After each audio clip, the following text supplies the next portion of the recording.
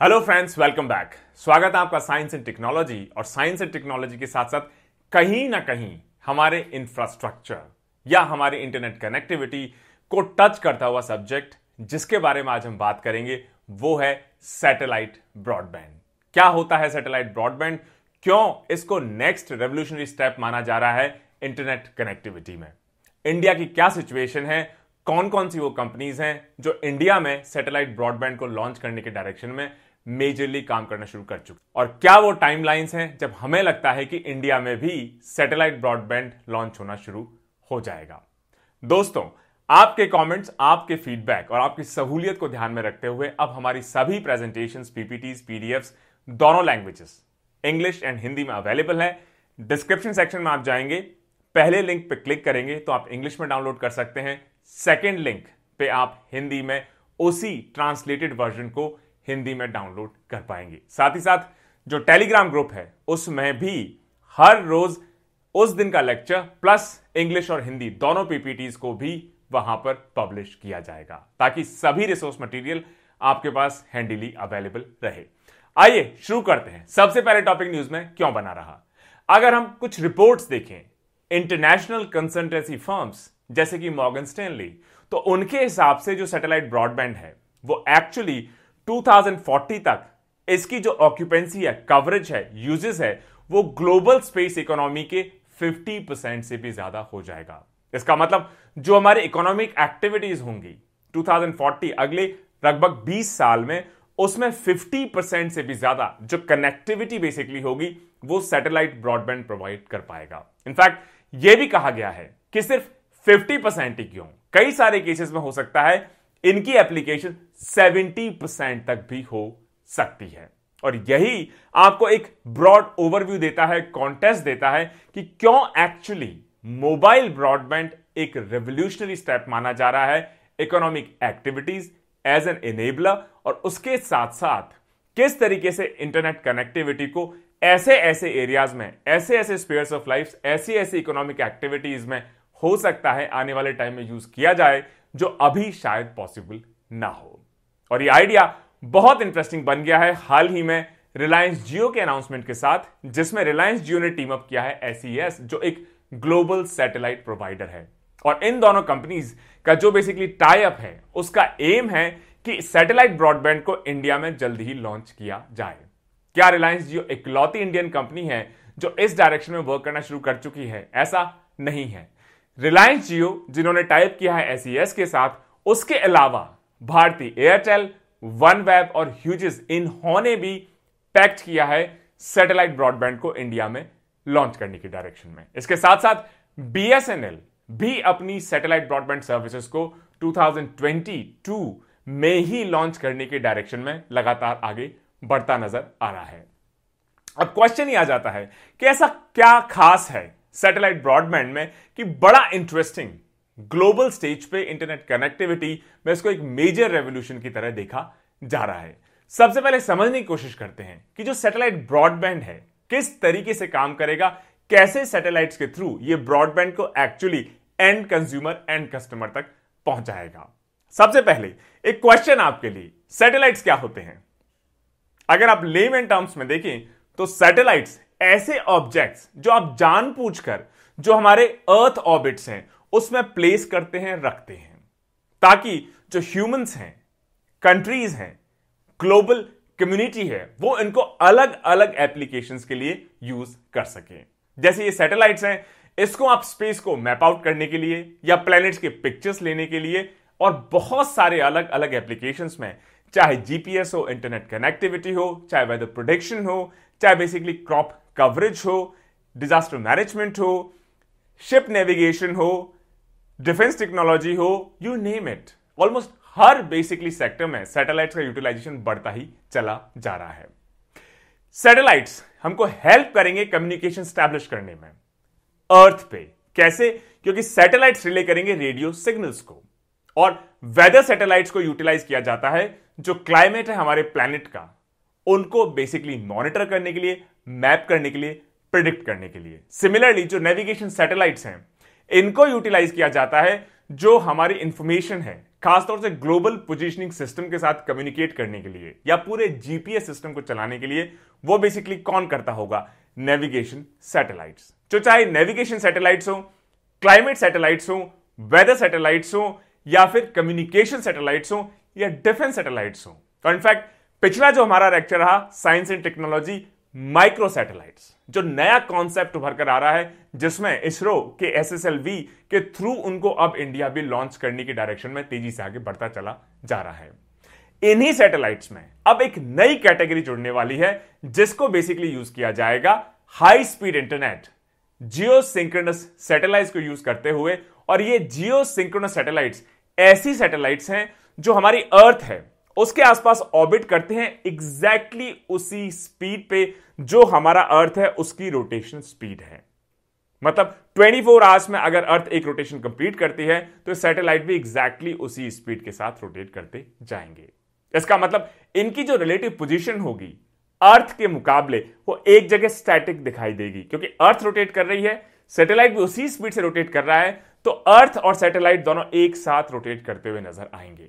इसका मतलब सैटेलाइट का हमेशा अर्थ के किसी एक एरिया पे कॉन्स्टेंटली फोकस रहेगा, और इसी को कहा जाता है सैटेलाइट का लॉक इन पोजीशन होना, कि वो एक पोजीशन पे लॉक हो गई जहां से वो हमेशा अर्थ के उस पर्टिकुलर कवरेज एरिया को मैप करता रहेगा, देखता रहेगा, और किसी भी फिक्स पोजीशन ऑन अर्थ को ये प्रॉपर्ली ओवरलुक करेंगे और उस बेसिकली पोजीशन या उस एरिया से रिलेटेड डेटा को ये मैप कर सकते हैं, कैप्चर कर सकते हैं, रिसीव कर सकते हैं, ट्रांसमिट कर सकते हैं।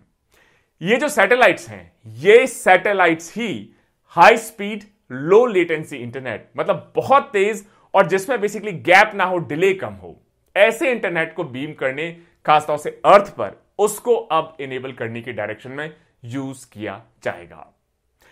अभी का जो मानना है उसके हिसाब से ऐसा लगता है कि सैटेलाइट ब्रॉडबैंड या सैटेलाइट इंटरनेट 150 एमबीपीएस की स्पीड तक पहुंच सकता है, लेकिन इसकी स्पीड ऐसा लगता है ये सिर्फ शुरुआत है अभी, क्योंकि दौड़ जस्ट शुरू हुई है, रेस जस्ट शुरू हुई है, टेक्नोलॉजी अभी जस्ट बेसिकली स्टार्ट हुई है। धीरे धीरे ये 150 एमबीपीएस की जो इनिशियल स्पीड मानी जा रही है, ये कई गुना हो सकता है अगले कुछ सालों में बढ़कर जो हमारा अभी फाइबर इंटरनेट है उसके साथ कॉम्पीट भी करने लग जाए। अब क्वेश्चन ये आ जाता है कि इन जियो सिंक्रोनस सैटेलाइट्स के through high speed low latency broadband को अवेलेबल करवाया जाएगा, लेकिन इसमें बड़ी चीज क्या है? ऑलरेडी हमारे पास वायर्ड ब्रॉडबैंड या FTTH या बेसिकली हाई स्पीड इंटरनेट या फाइबर इंटरनेट तो ऑलरेडी आजकल बड़ी कॉमन सी चीज हो गई है। तो फिर इसमें ऐसी वो क्या चीज है जो अभी हमारे पास कनेक्टिविटी मेथड्स हैं या वायर्ड ब्रॉडबैंड है वो बेसिकली प्रोवाइड नहीं कर पाते? बड़ी चीज यह है, सबसे पहले वायर्ड ब्रॉडबैंड, इसका मतलब वायर्ड वर्ड पे आप फोकस करिए कि अगर आपको हाई स्पीड इंटरनेट चाहिए तो उसके लिए वायर को आपके घर तक पहुंचना होगा, आपकी कंपनी तक पहुंचना होगा, आपके एरिया तक पहुंचना होगा, आपकी इंडस्ट्री तक पहुंचना होगा, आपके रेस्टोरेंट तक पहुंचना होगा, आपकी स्कूल तक पहुंचना होगा। इसका मतलब अगर आपको इंटरनेट ऐसे एरिया में पहुंचाना है जो एक्चुअली ज्योग्राफिकली डिफिकल्ट है, जहां पे वायर्स नहीं पहुंच सकते या ज्योग्राफिकली इनएक्सेसिबल है, या हो सकता है कमर्शियली वायबल नहीं हो, जैसे अभी जहां मेरी पोस्टिंग है for example Chandauli, Chakiya and Naugarh, hilly areas हैं, डेंस फॉरेस्ट है, और वहां पर आप ब्रॉडबैंड छोड़िए इवन इंटरनेट सिग्नल तक कई एरियाज में बेसिकली नहीं आता है, क्योंकि अभी भी वहां पे मोबाइल सेल्स नहीं है, टावर्स नहीं है और फाइबर नेटवर्क वहां तक नहीं पहुंच पाया है। तो ऐसे एरियाज जिसमें एक्सेसिबिलिटी लिमिटेड हो या काफी डिफिकल्ट हो, जहां पे वायर्स इंस्टॉल ना हो, या अगर किसी कंपनी को कहा जाए कि नौगढ़ तक आप ब्रॉडबैंड फाइबर ले जाइए या बेसिकली चंदौली के जंगलों में आप इंटरनेट सर्विस प्रोवाइड करवाइए, तो हो सकता है बड़ा ही महंगा पड़े। इसके अलावा महंगा पड़ने के अलावा वो ब्रॉडबैंड सिर्फ आप एक जगह दे पाएंगे, लेकिन मान लीजिए एक हैमलेट में आपने फाइबर नेटवर्क लगा दिया, लेकिन आसपास के 50 किलोमीटर के दायरे में जो बाकी गांव आते हैं वहां तक आप कैसे पहुंचाएंगे? उनके लिए आपको अलग से सबको कनेक्शन देना पड़ेगा। मतलब अभी जो वायर्ड ब्रॉडबैंड है, एक तो हर जगह पहुंच नहीं पाएगा, हिली टेरेन्स एटसेट्रा में हो सकता है इनएक्सेसिबल हो। तीसरी चीज, इसका कवरेज भी लिमिटेड आप कह सकते हैं। सिटीज में, टाउन्स में तो बड़ा कॉमन हो गया है, लेकिन हमारे रूरल एरियाज में, हमारे हिली एरियाज में, इनएक्सेसिबल एरियाज में, मैं कहूंगा मान लीजिए सी में, मान लीजिए डेजर्ट में, ऐसे एरियाज में जहां हैबिटेशन ना हो, ऐसे एरियाज में अभी जो हमारा वायर्ड ब्रॉडबैंड है वो इंटरनेट सर्विसेज नहीं पहुंचा सकता। एग्जैक्टली ऐसे एरियाज जो खासतौर से ज्योग्राफिकली चैलेंजिंग है, लिमिटेड हैं, उनको बेसिकली सर्व करने की डायरेक्शन में सैटेलाइट ब्रॉडबैंड एक मेजर माइलस्टोन कहा जा सकता है। और बड़ी सिंपल सी टेक्नोलॉजी है, सिर्फ आपको स्पेस में एक सैटेलाइट प्लेस करना होगा, जियो सिंक्रोनस सैटेलाइट, जिसकी स्पीड कितनी होगी, जो हमारे प्लैनेट की रोटेशनल स्पीड है एग्जैक्टली उसके बराबर, ताकि वो लॉक्ड इन पोजीशन रहे, एक जगह कॉन्स्टेंटली बेसिकली वॉच करता रहे, वहां से डेटा को कैप्चर करे, रिसीव करे, ट्रांसमिट करे। और एक उस सैटेलाइट से बात करने के लिए आपको ग्राउंड पे, जमीन पे, या जहां आपको इंटरनेट चाहिए वहां एक छोटा सा रिसीवर प्लेस करना होगा। इंटरेस्टिंग, लेकिन क्या ये एक्सपेंसिव है? एक्चुअली अभी अगर आप देखें तो जो हमारा ट्रेडिशनल फाइबर या बेसिकली वायर्ड ब्रॉडबैंड है उसके मुकाबले थोड़ा एक्सपेंसिव दिखाई देते हैं। लेकिन यह भी उम्मीद है कि आने वाले टाइम में जैसे जैसे कंपटीशन बढ़ेगा, उसी के साथ साथ जैसे जैसे टेक्नोलॉजी मैच्योर होगी, ज्यादा सैटेलाइट्स को प्लेस किया जाएगा, स्पीड बेसिकली बढ़ेगी, तो इसकी कॉस्ट भी हो सकता है सब्सटेंशियली कम हो जाए, स्पीड सब्सटेंशियली बढ़ जाए। जैसे अभी इलॉन मस्क की जो स्टारलिंक कंपनी है वो रफली $99 पर मंथ चार्ज करती है और जिसकी एडवर्टाइज स्पीड्स हैं 150 Mbps। इसके अलावा अगर आपको इक्विपमेंट परचेज करना है जिसमें जो सैटेलाइट डिश है और एक राउटर है जो सैटेलाइट से कम्युनिकेट करने के लिए ग्राउंड पे आपको इंस्टॉल करने पड़ेंगे, तो उनकी एडिशनल कॉस्ट रफली $500, मतलब 35,000 रुपए बेसिकली आपके डिश की और राउटर की, और हर महीने आपको रफली 7,000 बेसिकली रुपए पे करने पड़ेंगे 150 Mbps की स्पीड के लिए।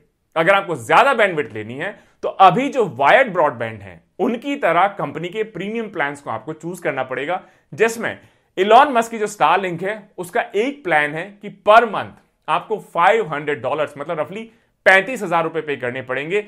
उसके अलावा आपको $2,500, मतलब रफली 1.5 लाख रुपए का इक्विपमेंट अलग से खरीदना पड़ेगा। क्या स्टारलिंक के इंडिया में भी अपनी सैटेलाइट ब्रॉडबैंड को लॉन्च करने के प्लान्स हैं?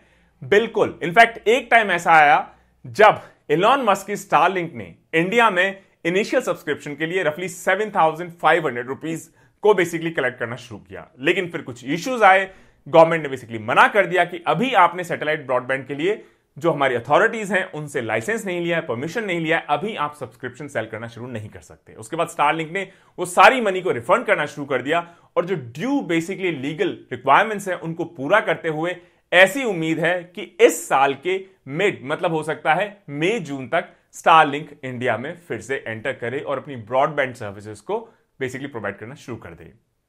स्टारलिंक के अलावा रीसेंट डेवलपमेंट, पिछले 2 हफ्ते पहले रिलायंस जियो ने भी अपनी सर्विसेज को इंडिया में 2022, मतलब इस ही साल लॉन्च करने का मेजर अनाउंसमेंट किया है। इसके अलावा भारतीय एयरटेल ने भी अपनी पार्टनरशिप की है ह्यूजेस के साथ, ताकि वो चाहे बिजनेस हो या गवर्नमेंट यूजर्स हो, इन सभी को सैटेलाइट ब्रॉडबैंड 2022 में ही प्रोवाइड कर सकें। इसके अलावा जो हमारी स्टेट रन BSNL है उसका भी सैटेलाइट ब्रॉडबैंड सर्विसेज को लॉन्च करने का पूरा प्लान है।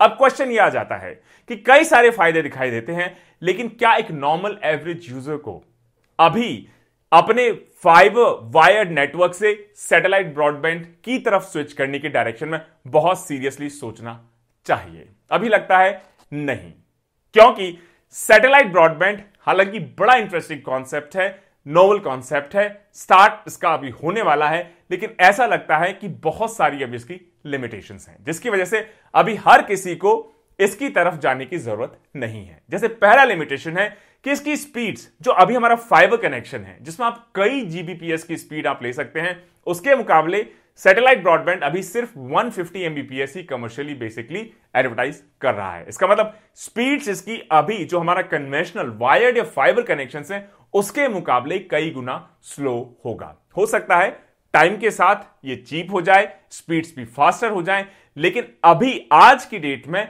स्पीड्स कम है, कॉस्ट भी ज्यादा है।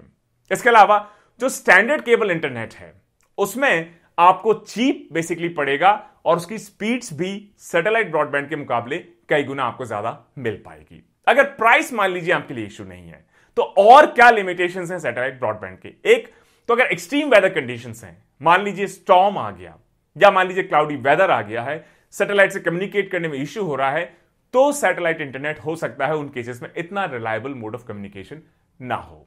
इसके अलावा हो सकता है क्योंकि नई टेक्नोलॉजी है, शुरुआत में कई कंपनीज फेयर एक्सेस पॉलिसीज या फेयर यूजेस पॉलिसीज भी लागू करना शुरू कर दें कि आप पर मंथ सिर्फ इतना डेटा ही डाउनलोड कर सकते हैं, इतना डेटा ही अपलोड कर सकते हैं, इतनी ही आपकी स्पीड रहेगी, जैसा आपने पहले कई बार वायर्ड ब्रॉडबैंड सर्विसेज में देखा होगा, आज भी बेसिकली लागू है। इसका मतलब amount of data, amount of speed दोनों हो सकता है इनिशियली काफी कम हो, रेगुलेटेड हो।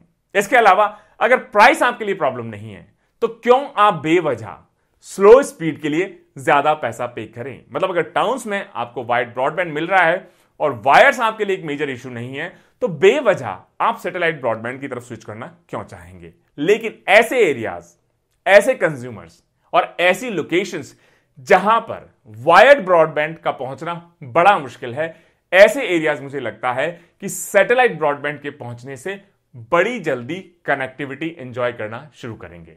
हो सकता है चंदौली के जंगल हो सकता है राजस्थान का थार डेजर्ट हो सकता है इंडियन ओशन हो, अरेबियन सी हो, हमारी नॉर्थ ईस्टर्न हिली स्टेट्स हो सकता है वेस्टर्न घाट्स हो सकता है जम्मू एंड कश्मीर, लेह लद्दाख हो, जहां आप ब्रॉडबैंड छोड़िए, आपका मोबाइल टावर तक काम या मोबाइल बेसिकली नेटवर्क तक काम नहीं करता।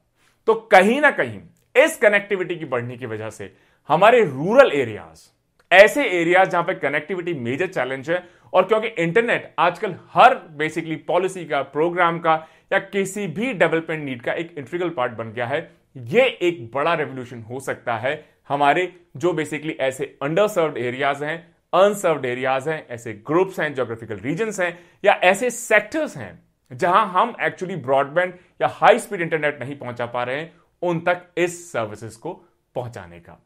Let's see how this all unravels itself in next 1 year or so. Stay tuned. Jai Hind, Jai Bharat.